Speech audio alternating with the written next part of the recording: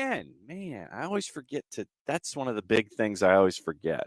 Just there are in the magic here of trying to, oh, by the way, bases dropped on another edition of Soccer Down here. Welcome to Thursday Thoughts. It is a power hour until 10 o'clock Eastern time, and there are things to go over. We've got Champions League draw. That's going to happen at 10 o'clock, so we'll set you up for that. Have some news out of MLS, some player signings, player movement, those kinds of things. We'll get into that, get you into all of the news that's fit to print, all of the transfer news that's going on, all of that kind of thing. And what was the other thing that I had this morning? Anyway, I'll figure it out, but get you ready for Champions League draw. That's and the viewing habits. That's what viewing stuff. That's the official term. Yeah, really, Ricky. Shenanigans. We'll see if we have shenanigans with the draw with this year. But I want to start things off with the opening kickoff, brought to us by our friends at Kickoff Coffee, kickoffcoffeeco.com. And for those watching on Twitch, there's a QR code. Let me see if I can twist it if you need it right there. kickoffcoffeeco.com. You can follow them at Kickoff Coffee CO on Twitter, on Facebook, and on Instagram. And reminder, use the code SoccerDownHere15. You get 15% off of your purchase with our friends at Kickoff Coffee. And thanks to every one of you who has been getting your coffee from our friends at Kickoff Coffee. For those of you that get to hang out at our remotes, you get to see our friends from American Football Provisions. They have it there as well. And also, remember that when you purchase Kickoff Coffee, even though you use the code SoccerDownHere15, 10% of the proceeds head toward youth development. So very, very cool stuff that we're seeing from our friends at Kickoff Coffee at kickoffcoffeeco.com. And this one's about as random as it gets when it comes to an opening kickoff. And the reason that I'm putting this one out on the floor is because it happened this morning. The boss, a little bit of a backstory. We had, for those of you who have known me through the show and through other things, and here at SDH and OSG Sports, the boss and I had a Pekingese named Trooper.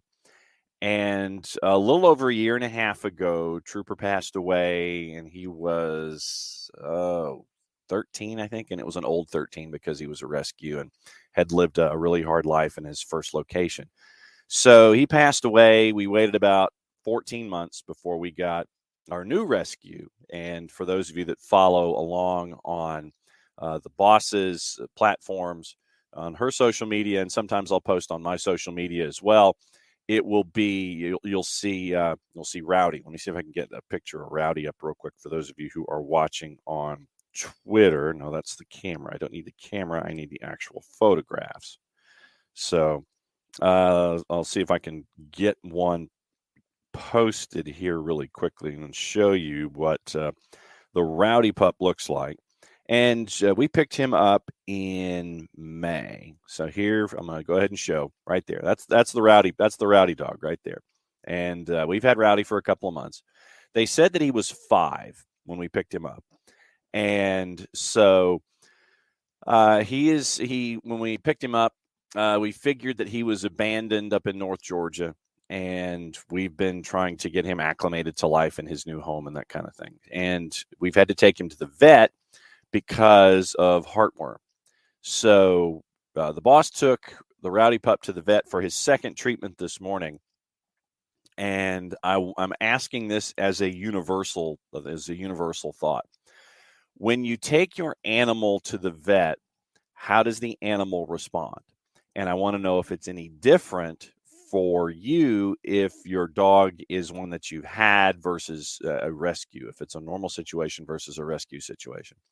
Because the Rowdy dog was not happy this morning when we took his bed so he would have something of comfort, because they literally, I think they, take a needle and then shave some skin and then have the injection at that particular point. But yeah, he was not happy, felt betrayed, started shaking the whole thing. And I just wanted to know if this was a universal thing. Evening, Bam, 11:12 your time. And I've got a question for you to wrap up the opening kickoff. But I wanted to know if this was a universal trait when it came to rescues, or did they acclimate to being with you and your routine immediately?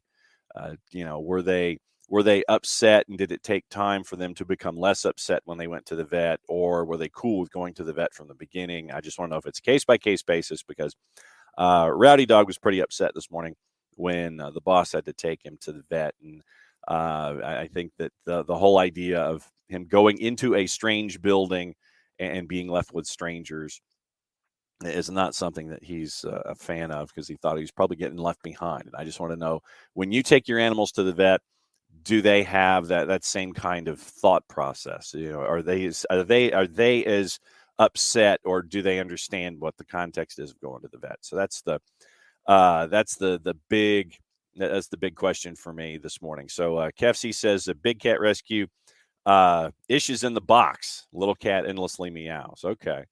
So yeah, I'm looking for if it's a universal trait or a case by case thing with rescues and things like that. So yes, thank you, KFC, for that. Well, I mean, yeah, there are, yeah, I know. I saw what you wrote in the timeline, and there are some places where it actually, and I'm surprised, KFC, that the timeline traditionally edits itself with naughty words, and you got the naughty word through. So, but no, okay. So I'm like I said, that's the question to the floor. Is it a universal thing, or is it case by case if your animal's a rescue versus one that you've had over time? And does it get better over time with your animal? So that's the first question that I have, brought to us by our friends at Kickoff Coffee, kickoffcoffeeco.com. And Bam, my question for you, it's once again, this is like random stuff this morning with the opening kickoff. When it comes to the AFL, and this is a question that we've had, we've had conversations about the AFL now that they're in the playoffs and that kind of stuff. And I think that the first of the 4 playoff games was this morning, our time, very, very early. What's the deal with the percentages? That's what I'm trying to figure out. I understand what it means with the wins and points and things like that, but what's the percentage? Because you had mentioned, and this was something that was part of the plot lines, that one of the teams that was chasing a playoff spot missed by 0.1%. How do they figure the percentages, and what is that? That's one of the things I've always had a question about. So it's a bye week before the playoffs. Okay, so it's next early Thursday morning for us. So, but yeah, what's the percentage? How do they figure that out, and how does that impact what's going on? Because I understand wins and points and things like that. What's the percentage? So that's my big question for you when it comes to the AFL and who gets in the playoffs and who doesn't, because they're now down to round of 8. Guilty pleasure on FS1 and FS2. So those are your questions this morning, having to do with your animals going to the vet. And for those of you that follow the AFL, what's the percentage thing? Because that's something that I have never understood. Once again, opening kickoff, brought to us by our friends at Kickoff Coffee, kickoffcoffeeco.com. And once again, you can follow them on Facebook, on Twitter, and on Instagram at Kickoff Coffee CO. Once again, right there, you've got your QR code. Use the code SoccerDownHere15, and you get 15% off of your coffee. And they, in turn, take 10% of their proceeds, reinvest them in the youth game. Very, very cool stuff from our friends at Kickoff Coffee, kickoffcoffeeco.com. Okay, point difference. Thank you. I was always wondering what that was when it came to the point, what the percentage was. Missing out on 0.1% of the playoffs. That has got to be excruciating. But start this morning with some stuff going on in Major League Soccer. Before the show started this morning, Charlotte announced that Andre Shinyashiki, and this will make Willie P. Style, Will Pelagic, and Jessica Charman happy, that the Shinyashimi will be around through the 2025 season with an option for 2026. That came out this morning. The 2019 Rookie of the Year signs a long-term deal with the club, acquired from Colorado back in May. Club's second leading goal scorer, 5 goals in MLS play, had another in the win over Richmond in the Lamar Hunt U.S. Open Cup. Zoran Kernetta quoted this morning in the traditional 2-sentence paragraph in a press release. Excited to sign Andre to a new long-term contract. Delighted with his performance for the club so far this season. Proud to establish ourselves as a club, capital C, where young, talented players like Andre want to spend the prime parts of their careers. Andre's passion and fire on the pitch has endeared himself to our fans from day one. He'll be an integral part of our plan as we continue to build a competitive club, capital C, for seasons to come. He was acquired from Colorado in exchange for $225 and $22 GAM with a conditional $175 if specific performance incentives are met. So the Shinya Shimmy will continue in Charlotte. Say that 10 times fast. Shinya Shimmy in Charlotte. That will continue for the foreseeable future through 2025, and it will carry through with an option year to 2026. Also, LAFC's transferred Brian Rodriguez to Club America. This was a conversation that had been had for quite some time. Joined the Black and Gold back in August of 2019 as a young DP. 8 goals, 12 assists, 55 matches, 46 of those starts. Played for Peñarol in his home country ahead of that. You get your sentence from John Thorrington in a release. Linked with a move away from LAFC for several transfer windows, looking to follow in Diego Rossi's footsteps, who moved to Fenerbahce last summer. 17 caps with Uruguay, spent the second half of the 2021 Spanish season on loan at Almeria before returning to Major League Soccer. So now let's see if we can recap everything that has happened with LAFC. Rodriguez goes. Bale is in. Denny Bouanga is in as a DP. Once again, Rodriguez out, Bouanga in from Saint-Etienne. Vela resigns as a DP. LAFC linked with Christian Tello. Spanish forward's a free agent after leaving Real Betis, making him eligible to join the head of the roster freeze date September 2nd. LAFC this summer brought in Sebastian Mendez, brought in Chiellini, and you've got all of that from LAFC. So keep an eye on LAFC between now and a week from now to see if anything else happens. So that's one of the things from LAFC. Also, after the show yesterday, naturally, as soon as we go off the air, it was we got to talk to Dylan Butler about it. CF Montreal agreed to transfer Georgi Mihailovic. CF Montreal soon to be impacted, probably, hopefully, maybe soon. Transferred Georgi Mihailovic to AZ Alkmaar effective in January 2023 when the winter transfer window opens. Club announced on Wednesday the deal's more than $6 million, including add-ons, reported by Jeff Carlisle, a new club record transfer for Montreal. And they also retain, I think it's a 10% sell-on clause, if I remember correctly. MLS Soccer reported Mihailovic would miss the 4-0 win over the Revs as he traveled to complete his medical ahead of the AZ move. You saw for those of you who followed that on social media yesterday, you saw all of the pretty pictures, you saw the release, you saw the signing of the contract, the holding up of the jersey. The Fire get the 10% transfer fee as they retain that sell-on clause from Mihailovic's trade from Chicago to Montreal ahead of the 2021 season. Money can be converted to allocation money. So you've got quotes from Georgi Mihailovic as well. And so 11 goals, 20 assists, 54 matches, 50 starts. And he had 7 goals, 14 assists, 73 appearances with the Chicago Fire before he ended up getting the time in Montreal. So Georgi Mihailovic will be leaving at the end of this season, working his way over to AZ Alkmaar. Also, the Galaxy signing Martin Caceres yesterday. Uruguayan men's national team defender through the end of the 22 season, option for 23. 35-year-old last played for Levante in La Liga, making him a free agent before joining LAG. Clubs can sign players through the roster freeze date of September 2nd. So remember, that's the date that we're looking at here. September 2nd, September 2nd, September 2nd for any kind of player move across the board.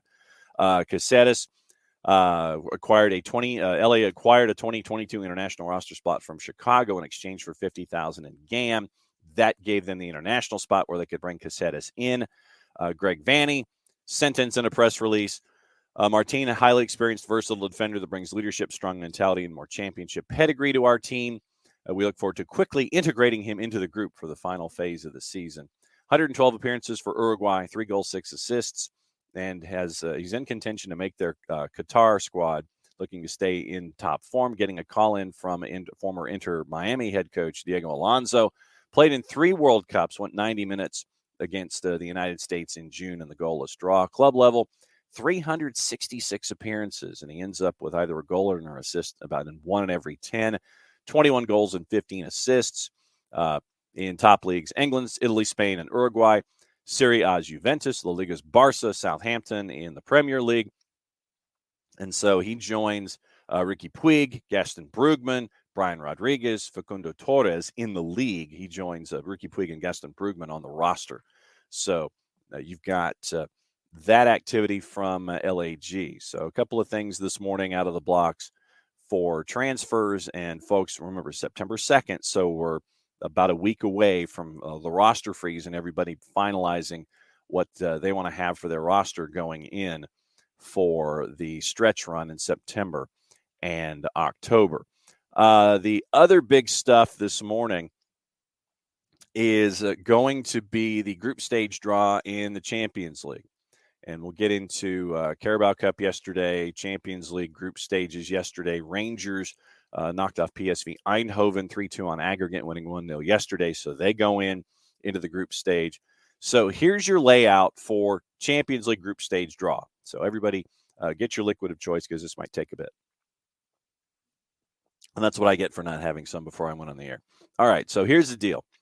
It is going to be 10 o'clock Eastern time if my math is correct. 5 o'clock BST today. So 5 o'clock then. So noon, -5. So it's at noon, not as we go off the air, but noon Eastern on Thursday. Your draw ceremony is going to be in Istanbul, Turkey. Here are the teams in the draw. 26 qualify automatically for the Champions League group stage. 6 book their places through the playoffs, which we were able to watch over the last little bit. Premier League has 4 reps. Manchester City, Liverpool, Chelsea, Tottenham. Spain, Real Madrid, Barca, Atleti, Sevilla. Italy, AC Milan, Juve, Inter, Napoli. Germany, Eintracht Frankfurt, winners of the Europa League. Bayern, RB Leipzig, Dortmund, Leverkusen. France has PSG and Marseille. Portugal, Porto, Sporting, and Benfica. Netherlands has Ajax. Austria, Red Bull Salzburg. Belgium, Club Brugge. I think that's right. Croatia has Dinamo Zagreb. Czech Republic has Victoria Pilsen. FC Copenhagen for Denmark. Maccabi Haifa from Israel. Shakhtar Donetsk from Ukraine. Celtic and Rangers from Scotland. So who's in which pot? Here's how that goes. Pot 1, and there will be a test later on. Ajax, Bayern, Eintracht, Manchester City, Milan, PSG, Porto, and Real Madrid. Pot 2, Atletico Madrid, Barcelona, Chelsea, Juve, Liverpool, RB Leipzig, Sevilla, Tottenham. Pot 3, Benfica, Borussia Dortmund, Inter Milan, Bayer Leverkusen, Napoli, Salzburg, Shakhtar, Sporting. Pot 4, Celtic, Brugge, Copenhagen, Maccabi Haifa, Marseille, Victoria Pilsen, Rangers, Dinamo Zagreb. So how does the draw work? How it's supposed to work. Let's probably phrase it that way. Pot 1 of Europa League winners, Real Madrid, champions of the 6 highest-ranked nations who did not qualify via one of the 2020-2021 continental titles, and then pots 2 through 4 are claimed by the coefficient rankings. So no team can play aside from their own league at this stage, meaning there will be no all-English ties or any of that until the knockouts. UEFA will confirm any other restrictions ahead of the draw ceremony. I can't wait for that. Once again, noon Eastern. So group stages, match day 1, September 6 and 7. Then the 13th and 14th, you have 3 match days in October and 1 in November. November 1-2 is the final match day of the group stage. Round of 16 draw takes place on the 7th of November in Switzerland. And so those are your key dates. Round of 16, February and March next year. Quarterfinals in April of next year. Semifinals in May of next year. The final June the 10th in Istanbul, Turkey. So that's your layout for everything in the Champions League. So noon Eastern time, you'll get all of the pomp and circumstance of everything being laid out into pots. You'll get everybody figured out, and then they'll try and come up with your intriguing matchups, especially when you get into the knockout stage. So that's your Champions League draw, and you're looking at noon Eastern time right there. Noon Eastern time is your draw, 5 o'clock BST with the draw in Turkey. So Carabao Cup yesterday, just to kind of roll through some things. And we've also got the draw now for Carabao Cup after what happened yesterday. We'll get into, it was a handful of matches yesterday in Carabao Cup. And the Gummy Bear, let's see if I can find what happened yesterday. So results yesterday. Results in England, and I can't do it, so I just defer to Jason to give the proper nod to it. EFL Cup, Forest Green, Brighton won 3-0 yesterday. No surprise. The favorites won all 4 matches yesterday. Brighton at a minus 204, won 3-0. Leeds won at minus 303, 3-1 over Barnsley. Bristol City beat Wycombe Wanderers 3-1 at a plus 108. And then Newcastle 2-1 over Tranmere Rovers. And I know that I think, Alex, you were the one who had mentioned that it's going to take a little while to get used to seeing Darren Eales doing stuff with Newcastle because they had the cutaway with him at Tranmere yesterday. Newcastle won at a minus 400. So now the draw for Carabao Cup for the third round. Manchester City gets to face Chelsea in the third round. So how about that? Looking at the grid, third round draw in full. It is Leicester, Newport County, West Ham, Blackburn, Wolves and Leeds, Nottingham Forest, Spurs, United and Aston Villa, Bournemouth, Everton, Liverpool, Derby, Burnley, Crawley Town, Bristol City, Lincoln City, Manchester City, Chelsea, Stevenage and Charlton, MK Dons and Morecambe, Newcastle, Palace, Southampton, Sheffield, Wednesday, Arsenal, Brighton, Brentford, and Gillingham. And those ties will be played during the week commencing November the 7th. So that's your third round of the Carabao Cup. Remember, Guardiola won the competition 4 times in a row, 17-21, beat Chelsea in the 2019 final. They go to the Etihad on November the 7th. Chelsea have not failed to progress past the third round since the 11-12 campaign. City last exited the third round stage in 14-15. So that's one of 7 matchups involving Premier League sides. And so after Newcastle survived a bit of a scare to beat Tranmere. So the current holders, Liverpool, will get Derby, Brentford, and Gillingham, and Newport get Leicester. So that's your crossovers there. That's your Carabao Cup, your Gummy Bear Cup, and that's how that one looks. Let's take a peek at transfers, and then we will read our promo for the bottom of the hour. Leicester, and Nix, if you're watching this morning, Leicester has rejected the third Chelsea Fofana bid. And so, once again, that was yesterday, believed at 60, possible add-ons at 70. So right now we're still in a holding pattern to determine if they go higher than 70. Also on the board this morning, growing interest from Everton for Che Adams from Southampton. Ralph Hasenhüttl spoke at a press conference this morning, and he's underlining the club's stance. He says he is our player. We will definitely not sell him this summer. I'm more concentrating on getting him into the position to score goals. His mood in the last week has changed completely since he scored. Since we changed shape, that helps him definitely. I think this is the reason he feels more comfortable in that role. So, once again, everybody's got a price, but right now, Southampton hasn't found the price to send Che Adams to Everton. Brendan Rodgers was asked if the current situation concerning Wesley Fofana had similarities to when Harry Maguire left the club to join Manchester United in an £80 million deal. Brendan Rodgers said that, no, it was totally different. I was aware over the course of that summer that the move could happen. In fairness to Harry, and I've said before, his behavior and focus was fantastic, and then he moved on. It's different, but our focus is with the team and the players that we have available. Hopefully, there'll be some transfer business done between now and the end of the window. Be really good for the team to be able to do that. To improve the squad is always important, but until changes, we will work with what we have. Wesley Fofana missing this weekend as Leicester prepares for Chelsea. Once again, I didn't think that was going to necessarily be a surprise, because if you make a deal, you don't want him to be a part of the roster. If you'd done it earlier in the week, obviously now with it being Thursday and having a quick turn on that particular player, it'd be kind of difficult for him to be match fit, match ready. But with Leicester rejecting that third bid worth 70, Rodgers revealing Fofana's been training with the U23s after skipping that first team session. Head of the trip to Stamford Bridge, asked if Fofana would be included, won't be available, training with the U23 squad. Quote, I'm not sure. My concentration's on the players that we have and the team, and I can't lose energy. If something will be done, it will be done with the clubs. Until that happens, we just have to work with what we have. So there you go. Looking on the idea of Harry Winks possibly moving to Southampton, Lyle Thomas at Sky says he hadn't heard anything to that regard. Harry Winks is kind of out of favor.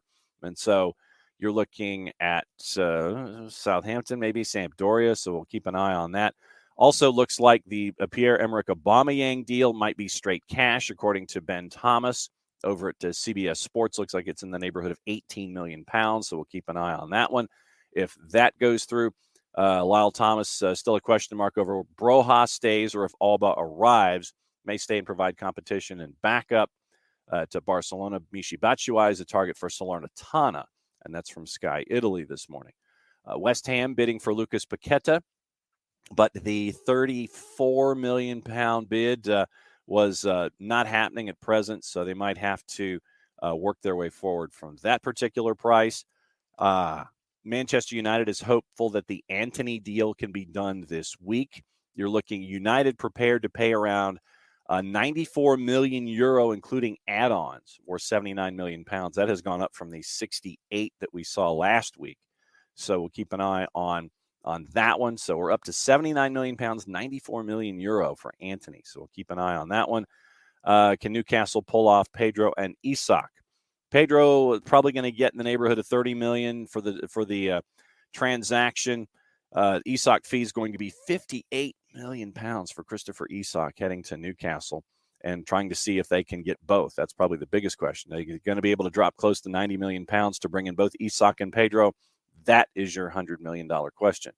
Everton looking to have the evaluation of Che Adams at $25 million. And so we'll see once again if Everton, the airborne DJ, Tom Russo, what he thinks about the possibility of bringing in Che Adams, and is he worth $25 million? So we'll keep an eye on that one.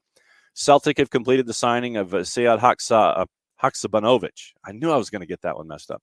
Sead Haksabanovic on a 5-year deal. Champs' seventh signing of the summer. Say that 10 times fast. 23-year-old comes from Ruben Kazan. Spent the last few months of the 21-22 season on loan at Djurgårdens in Sweden. So it's a 5-year deal subject to international clearance. Celtic bringing in Haksabanovic on a 5-year deal.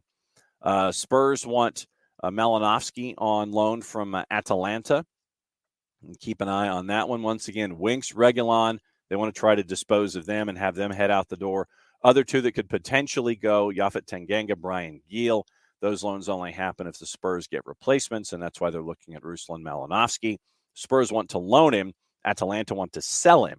So that's the difference with Malinovsky right now. Isak landed after the move from Real Sociedad, so the final was at £58 million.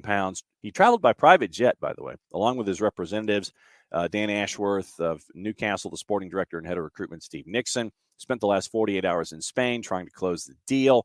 24-year-old is yet to agree on personal terms, not thought to be a problem. Swedish international will undergo his medical this afternoon, so that is currently now their time, morning our time. So it looks like Isak, $58 million, and Real Sociedad.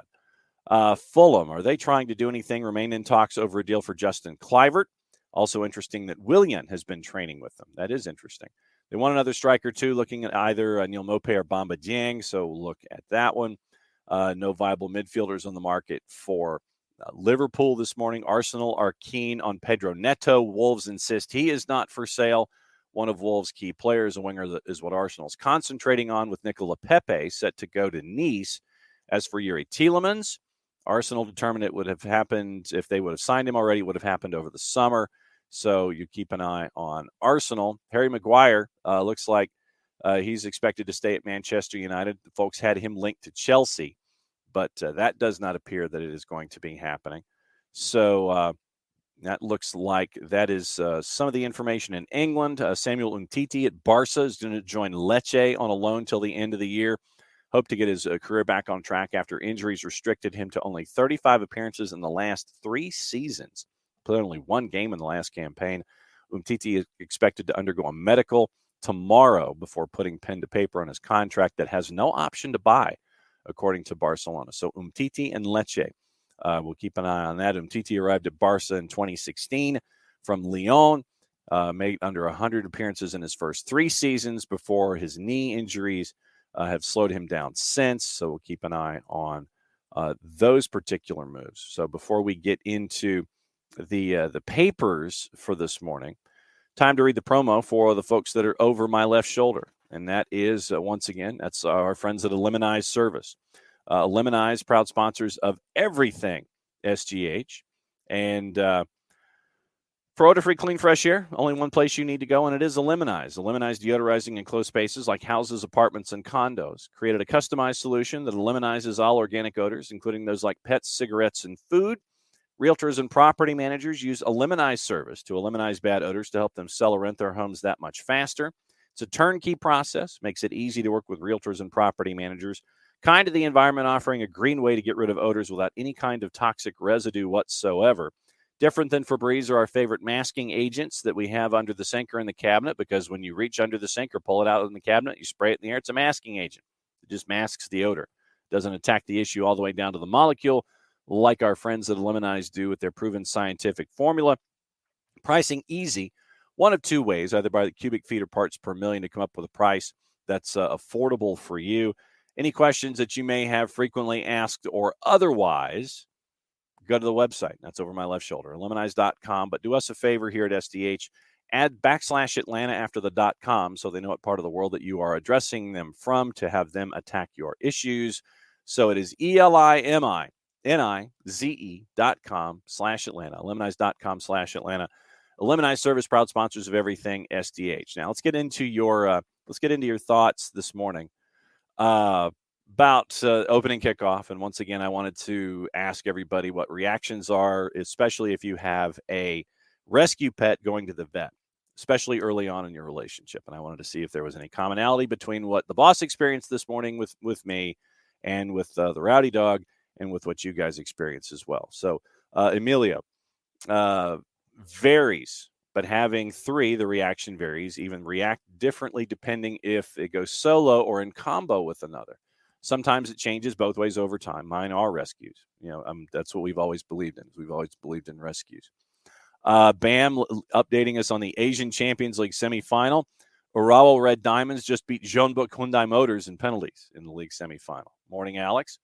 Yep, Bam. Brian to Club America Azores kept secret in MLS. He wanted to go. It was just trying to get all of the T's dotted and the I's crossed and get that deal done. And Fall is meant to be going out on loan to help out at the back to Villarreal. So, Soccer for Good OG. Both of our pups like the vet. You'd think they were attention starved or something. Definitely not. Both rescues, although the one that was picked up as a stray puppy is a little more suspicious of authority. So what I will volunteer about, and like I said, if you follow on social media, you'll see pictures of the rowdy dog.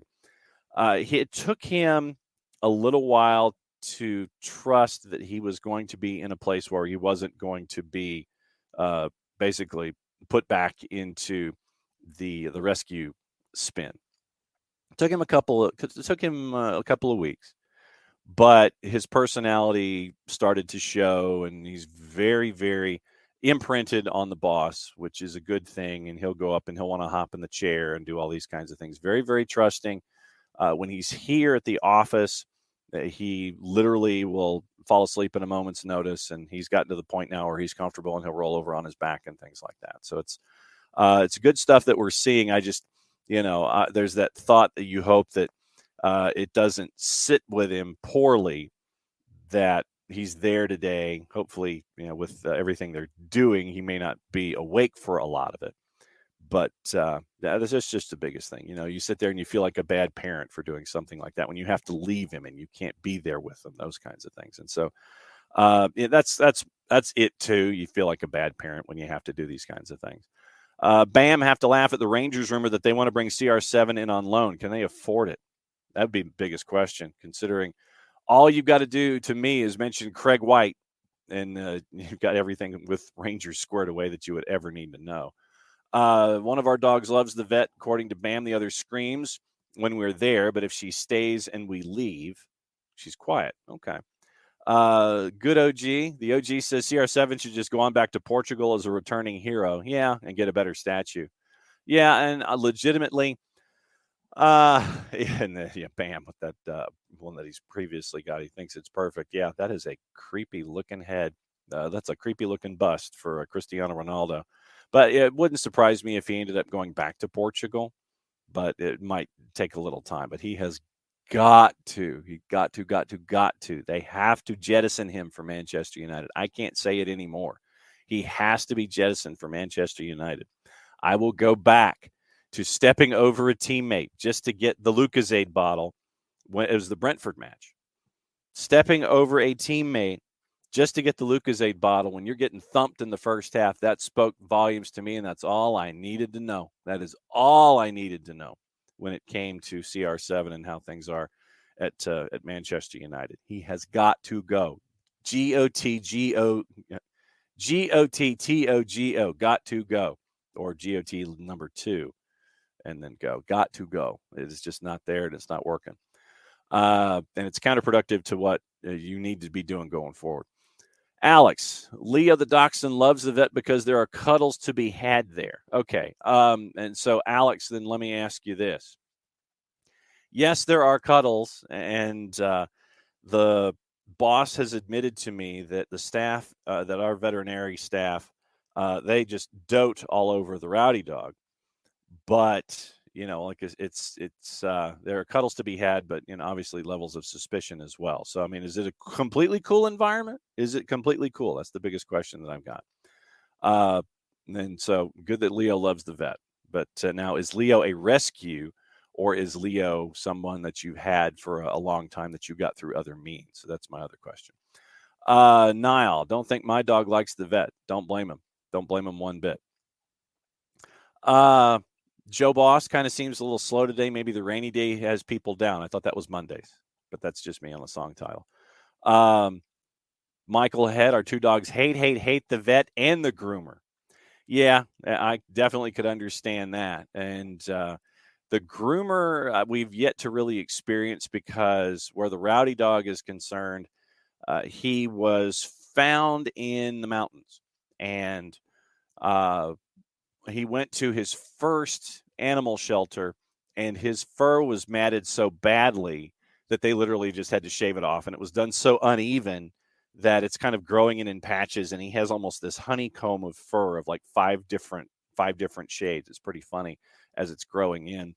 But haven't quite had the groomer experience yet, but he's still trying to get all of his hair growing back after the shave job. And the first place that he was at, really, I don't think had experienced an animal with the fur that had been matted as much as they had with the rowdy dog.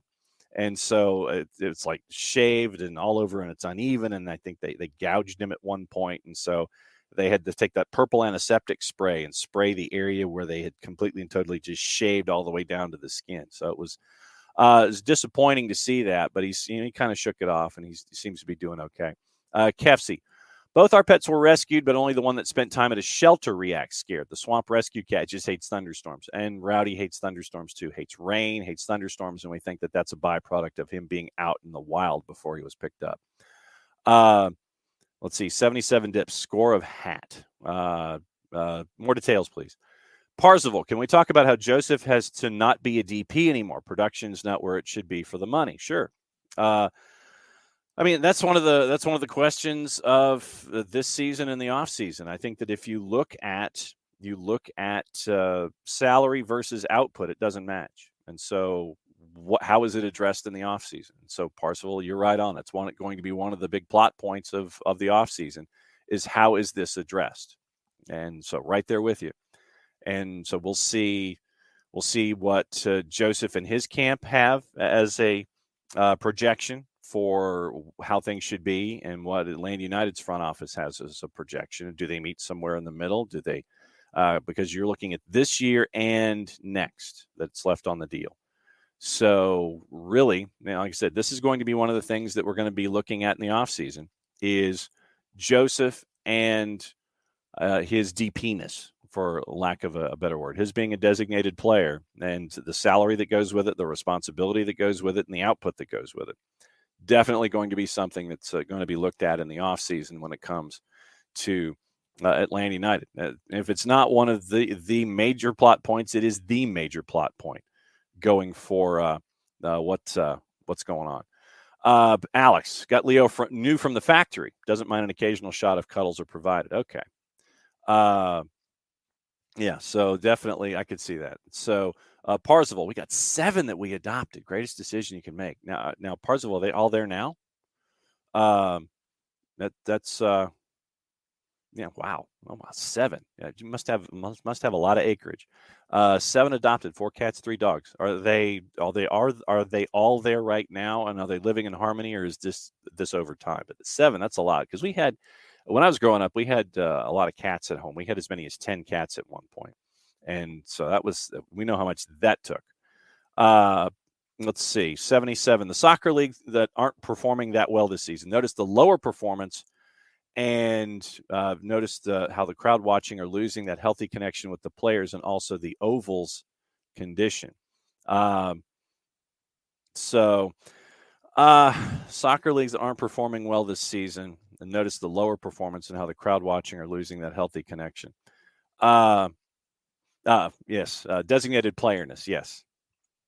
Yes, thank you. Wow, 7 in the house, Parcel. Nicely done. 77. I'm still the soccer league aren't performing that well this season. I've noticed lower performance and how the crowd watching are losing that healthy connection with the players and also the oval's condition. A little more detail. I want to talk this through with you, but still, I mean, obviously, when you have teams that aren't performing to a level of expectation, you're not going to have fans coming to the building as much as they do. That's a natural thing. Winning fills seats, and when you have teams that are struggling, naturally it's going to be a while for folks that are going to figure out what they want to do with disposable income, and that really is part of the deal. And it's people invest a lot of money, and I know that we've had folks here in the Twitch pitch discussing their notions of what they like and what their expectations are with the money that they invest. And it is a substantial investment when you are investing in your club the ways that you do. So, once again, winning cures all ills, financial, physical, emotional, what have you. And it's just, making sure that uh, when you have fans or supporters gauging what they want to do with their dollars, and it's a decision that has to be made every single season when it comes to season ticket holders and things like that. But no, winning definitely cures all the ills when it comes to what you're looking to do. 77. So yeah, I mean, right there with you. I mean, you look at the stands, that the tickets are sold, and fans are waiting for those wins to happen, and they'll come back and have the disposable income that they have invested in the past. And so just it comes down to the W's and the L's pretty much. And you have that core audience, but it's bringing the casual fan in, and the casual fans attracted to those winning clubs. That's pretty much how it goes. Parzival, 7 in the house, man.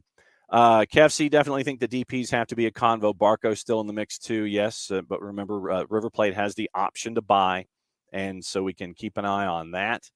And River Plate's level of interest when it comes to trying to win everything, and how Ezequiel Barco is integrating into all of that roster down there at River Plate, that all-star roster that they want to do. Let's see. Crowd have started disposing waste onto the oval. Okay. All right. So that's at 77 right there, right there with you. So I'm trying to read your comment and respond in somewhat real time. So, yeah, I mean, that's truly is what happens in some countries with some leagues. So 77 right there with you. Amelia, winning cures, exciting losses are not exciting and is a big fail. I to your point, Emilio, I know that winning cures, exciting losses are not exciting. At the end of the day, I think they're exciting in the moment, but then when everything happens, match is over, then you're like, oh man, coulda, woulda, shoulda. And I know, winning cures everything. Right there with you. Parzival, going back to our opening kickoff this morning, cats don't like the energy of the 2-year-old. 4, and there's a mix. Yeah, true. It's 77 right there with you. And they're also all indoor. So once again, thanks to everybody who has been commenting this morning on stuff all across the board. And so, Kefsey, definitely thank you for helping out with that. Let's get into the papers for the final 10 minutes or so. And we're going to avoid what's going on in the 3-letter paper and the 4-letter paper. Daily Star, Manchester United plotting an $8 million swoop from Memphis Depay 5 years after his spell at Old Trafford. Swansea ball boy, who is infamously booted by Eden Hazard, now has a net worth of £40 million thanks to this is wild, thanks to a booming vodka business led by Floyd Mayweather and Ronaldinho. So Eden Hazard, if you remember this story a while back, he now apparently is a businessman, and he's got a net worth of £40 million. Congratulations. Bam, definitely you can tell who the true fans of a club and not the glory bandwagon supporters are when they have a losing season. That is true. Daily Express, we mentioned Lucas Paqueta. Chelsea internally discussed the prospect of signing Bayer Leverkusen center back Edmund Tapsoba as an alternative to Wesley Fofana, and I would posit/guarantee that Tapsoba would be a cheaper alternative than Wesley Fofana, but that's just me. Let's avoid the 3-letter paper. Daily Telegraph, Arsenal set their sights on Pedro Neto, feel that he could be too expensive this summer. Manchester United cooled their interest in Kevin Trapp after balking at Eintracht's €25 million asking price for the Germany goalkeeper. Adding to that, Kevin Trapp posted on social media this morning that he's staying. Honored by the interest of Manchester United, but he's going to stay at Eintracht Frankfurt. So that's big for Eintracht Frankfurt. Leverkusen interested in a deal for Callum Hudson-Odoi to join them on a season-long loan. Chelsea still wants to bring in both Fofana and Gordon. Looks like now we're up to £130 million when it comes to both. The Times, we mentioned what's going on with Alexander Isak at £60 million. Strong chance that an English club will end up in the same group as the Champions League winners, Real Madrid, in the draw, because we went through the draw in the pots and we showed you who could go where. Also, Angel Di Maria's wife, and this came across yesterday, and I thought it was interesting. I'll just read you the headline. Angel Di Maria's wife revealed she begged the Argentine winger not to make his move to Old Trafford in 2014 while launching a stinging criticism of Manchester's food, weather, and women. That's in the Times, so you can read the Times and find out more about that. Everton launched a formal move for Blackburn Rovers forward Ben Brereton Diaz, could sign James Garner from Manchester United. We'll keep an eye on that. We'll avoid the 4-letter, go to the Daily Mirror. Moussa Dembele rejected a final contract offer from Lyon, fueling speculation about a summer transfer to Manchester United. Ander Herrera set to rejoin his boyhood club Athletic Bilbao this month, with his PSG contract expected to be terminated shortly. Guardian. Chelsea's manager Thomas Tuchel was, quote, largely culpable for his clash with his Tottenham counterpart Antonio Conte, with his behavior deemed, quote, highly provocative, according to the Football Association's independent regulatory commission. Yet you appeal and you get to be on the touchline. That's just me. Ajax keen to re-sign Hakim Ziyech if they sell Antony to Manchester United, and further talks with Chelsea are planned. Daily Record, back to Alfredo Morelos, and we talked about that with Jared earlier this week. Rangers, Morelos has piled the pressure on the club to sell him before the end of the summer window, with Sevilla reportedly waiting in the wings. And we'll go to the 3-letter paper in Scotland quickly. Sevilla has emerged as favorites of Aston Villa, Crystal Palace, and Leicester to sign Morelos from Rangers after Van Bronckhorst got him from the 18. So we'll keep an eye on those particular signings and all of that particular activity. Pacine Dubravka to Manchester United. Look at that. And we'll keep an eye on Martin Dubravka to Manchester United. Bam, just seen someone post on Twitter, Gazdag should get MLS MVP if the Union finish above Austin. I still think that it is Driussi first and then everybody else. So we'll keep an eye on that. Let's see. Also, before we go, let's look at the schedules today and see what's going on here in the final 5 minutes. And thanks to everybody who wandered around with my brain today, because it was definitely in a bunch of different places. And thanks to everybody here who hung out for the Power Hour. And tomorrow will be, remember, early start tomorrow, 8:45, because we want to get in the weekend whip around, patent pending, trademark coming hopefully soon. Before 9:30, before Greg Garza comes on for Beyond Goals at 9:30. So 8:45 start. We're starting a little early on Fridays just so we can get the whip around in so we don't start it, stop it, and pick it back up. So 8:45 start tomorrow morning. We'll keep an eye on everything there. So tomorrow is Weekend Whip Around and Greg Garza for the Friday free kick for Beyond Goals. Europa League starts at noon, and it is 10 matchups, noon, 12:30, 1 and 3. Dnipro, 1 out of Ukraine, is going to Cyprus. Ludogorets is on the road in Lithuania. Fenerbahce is at 1 o'clock as a home favorite. Omonia and Ghent at 1 o'clock. Sheriff Tiraspol, our favorites out of Moldova, are at home against an Armenian side. Sivasspor and Malmo is at 1 o'clock. Hearts, for those of you who like Scotland, Hearts and Zurich are at 3, along with Olympiacos, Piraeus, and Apollon Cyprus, Shamrock Rovers, and Ferencvaros. That is your Europa League, and that is, once again, starting at noon, but bouncing its way all the way through the afternoon. 1 o'clock Europa Conference League, because it's a Thursday. You've got West Ham playing in Denmark. They're a favorite on the road. Cologne is playing as a big favorite in Hungary. Hapoel Beersheva is playing at home. They are a favorite. Slavia Prague is a favorite at home. Basel and CSKA Sofia are going on at 1 o'clock. AIK is there, and our buddies Cluj and Maribor out of Slovenia. That's at 1 o'clock. Buzzing through Conference League at 2 o'clock. Maccabi Tel Aviv is going up against Nice. Anderlecht and Young Boys, interesting one there. We can keep an eye on Jordan Pifak. That one's at 2 o'clock. Europa Conference League at 2:45. Antwerp and Başakşehir. Conference League at 3. Hajduk Split via Real. AZ Alkmaar, the future home of Jordi Mihailovic. Rapid Vienna's at 3 o'clock. Europa League at 3. We mentioned what's going on there. South America picks up in the latter stages of the afternoon. Liga MX Femenil is going on at 6 o'clock. CONCACAF League is at 6 o'clock. Cartagenas from Costa Rica against Real Hispania from Honduras. 6:05, you get more from Liga MX Femenil. MLS Next Pro, Liga MX is at 8 o'clock. Pachuca and Atlas. Pachuca is a home favorite. Two of our old friends from CONCACAF are going at it at 8:15 with Alianza and Alajuelense.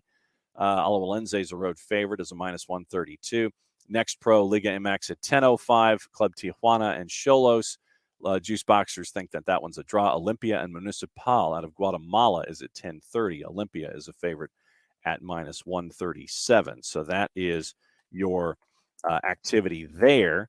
And you look at I agree. Driussi should still be MVP. And then BAM Pro refs just released the refs for this week's games. Atlanta has Nima Sagafi. So we'll keep an eye on that one going forward. TV, you've got collegiate soccer on ACC Network, the B1G, and on the U.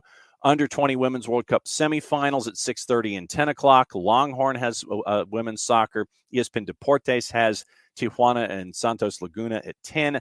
Tuda NA has Pachuca and Atlas. If you're looking for the Champions League draw, that one is at noon, so you can watch it there. A lot of stuff on ESPN Plus with collegiate, and Paramount Plus has the draw as well as the SEC Network. So that's your news before we go, and thanks for the heads up on Nima Sagafi, Bam. Power Hour is out the door. So once again, tomorrow, 8:45 start with the patent pending trademark coming weekend whip around. Greg Garza at 9:30 for the Friday free kick. And I need to watch Welcome to Wrexham. I need to watch it. And I also need to get the gear. Apparently, it's very, very hard to get. So we'll keep an eye on that one as well. I did just finish watching the Manti Te'o 2-part story. Very, very deep and engrossing. And I think that Chrissy Teigen's one of the executive producers of that series. And Tim Donaghy, I think, has one in the in that particular series as well. And the rise and fall of And One is a part of that four episode arc from that particular storyline. So welcome to Wrexham. Good rec on that, because I definitely need to chase after that too.